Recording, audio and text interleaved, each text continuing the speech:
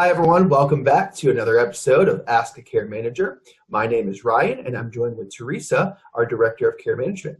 The both of us work for EasyLiving. We're a home care and care management agency serving the Tampa Bay area, Pinellas, Pasco, and Hillsborough counties for over 20 years.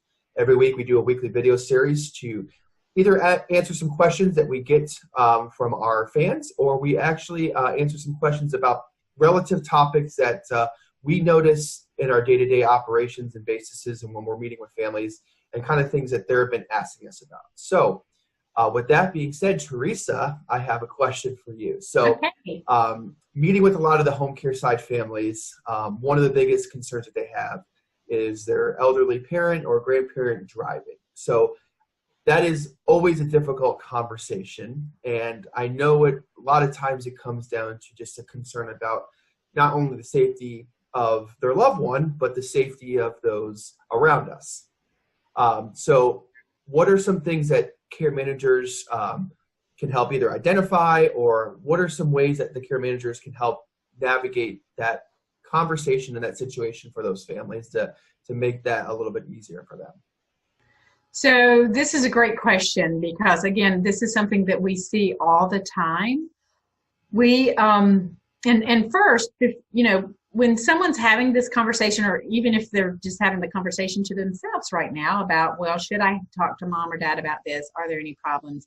Typically you have maybe mom or dad has, or it could be a spouse, has some physical limitations that's making it less safe for them to drive. And that's an easier conversation. And usually that's a conversation that the loved one, they're aware that maybe they can't get in and out of the car as often. They can't see at night. So they are actually monitoring themselves, not driving as often, not driving as far. And when they can no longer do that, that's an easier situation to deal with.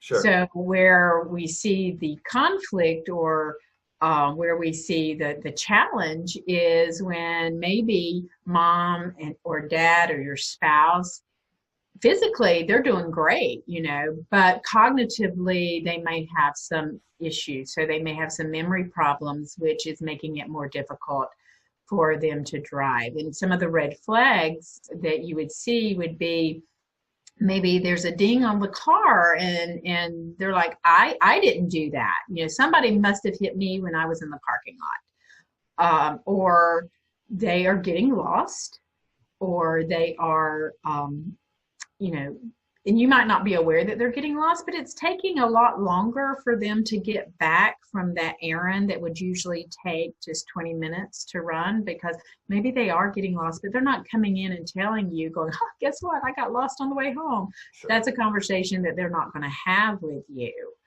So again, it is very challenging, this scenario. So before I go, we get asked about it a lot. Yeah, exactly. So, but one of the things, I want to bring up, so if it is a cognitive issue, if someone's having memory problems, and I hear it all the time, oh, dad has dementia, but he's just driving to Denny's and to Publix to pick up his prescription.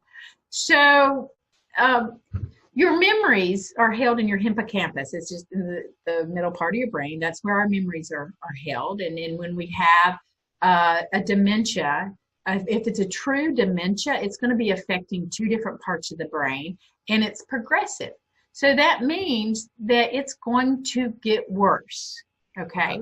So when we hear them say, oh, dad's fine. Yeah, he's got some dementia, but he's fine. Well, he might be fine today, but tomorrow he might decide, well, I'm supposed to turn at CVS, but because the hippocampus is also responsible for our wayfinding ability, literally the way we know how to get to and from someplace. And it also affects or is in control of our wayfinding ability in time, not just space, like traveling from point A to point B, but in time, knowing that, today I'm just driving to the grocery store, but I might forget and think, oh, actually, I need to drive to work, because that's what I would always do, drive to work. So Is that now, probably why you see like a lot of those silver alerts where oh, they're out of their area of e- where they're driving? exactly. Okay. So and when so now I'm thinking I'm driving to work, and when I'm driving to work, I don't turn at CVS. I need to turn at Eckerd Drugstore. Well, anybody in our local area, we know that all the Eckerd drugstores have closed down, and majority of them are CVS. I think I actually saw one that was in the auto zones. So Hmm. instead of turning there, I'm going to look, and I'm not going to turn and, until I get to that Eckerd drugstore. And so I might drive 3 hours, but reality, I really feel like I've only been driving about 30 minutes. And this is why, again, like you said, you're out of the area or out of the state. I actually had a client where their mom she actually made it to Georgia. I had another client that was going to go, she was actually going to go see her mother. And now this is in the Tampa Bay area, and she ended up in Miami.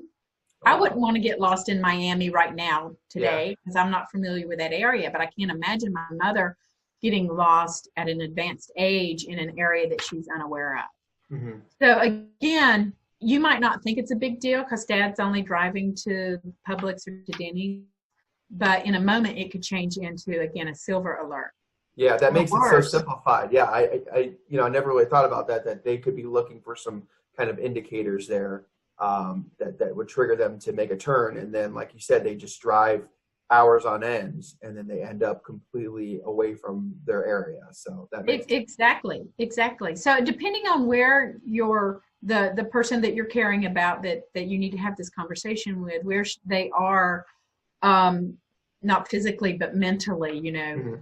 you could, maybe sit down and have a conversation and say, this is something that's concerning. But I can tell you, if it's a child telling their parent that they need to stop driving, that conversation's not going to go very well. You can report them, and Ryan, if you'd be so kind, and maybe we can get that information up on our website, they can report them to the Department of Motor Vehicles. It is an anonymous, and then they'll receive a letter in the mail stating that they need to have it completed by a physician. Mhm. Now, again, they might just throw the letter away and they're going to keep driving. Um, a lot of times, and it's not just taking the keys away, but you actually need to take the car away. Sure. And I've even had a client go to the bank, check out $30,000 in cash, and he was on his way to go buy a new car. So, it is a very hard conversation to have. And again, that's where a care manager, it's easier for someone that's not their little girl to have that conversation. Yeah, I was just going to say it might be more effective coming from I like can't a hear you third. now. So Oh, I'm sorry. Can you hear me now?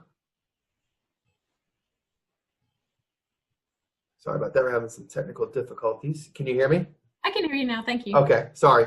I was just saying um, that might be where it's beneficial to have a third party person come in, like a care manager, have that tough conversation with them instead of, like you said, coming from a family member. Exactly. And now that we're doing our coaching calls, Ryan, this is an excellent opportunity just to reach out and talk to a care manager about that particular topic that you just need help with at this time. Absolutely. Well, Teresa, thank you so much for all that awesome information. That really, I mean, it enlightened me, and I have a better understanding now of what can trigger those people to end up getting lost in their vehicles when they're having those cognitive issues. So, yes, we'll definitely put that information for the Department of Motor Vehicles in there, and then we'll also link some information to our on-demand coaching calls for our caregivers also. So, Teresa, thank you so much for joining. I appreciate your insight. It's always good to have you on here. And thank you. And just remember, it's better to do this now because nobody wants that conversation or to receive that phone call where, I'm sorry, your spouse, your loved one was in a car accident. They're okay, but they just killed a family of 4. Yeah. So you don't want to Definitely. have that you don't want to hear that. You don't want to have that phone call. Yeah, So and please do. unfortunately, we If hear there that is too. concern, there's probably a reason. Yeah, and we hear about them, ramping up a curve or driving through a store or something like that too. And I know here in Florida, unfortunately we hear about that all the time. I know we do. But anyways, thank you so much for your insight, Teresa. I really appreciate it. And if anyone has any comments or wants to post any questions, please post in the comments section, or you can visit our website at www.easylivingfl.com. And we'll also have our information on that website about the Department of Motor Vehicles and the coaching calls too. So again, thank you, Teresa, and thank you everyone else. Have a good day. Thank you. Bye.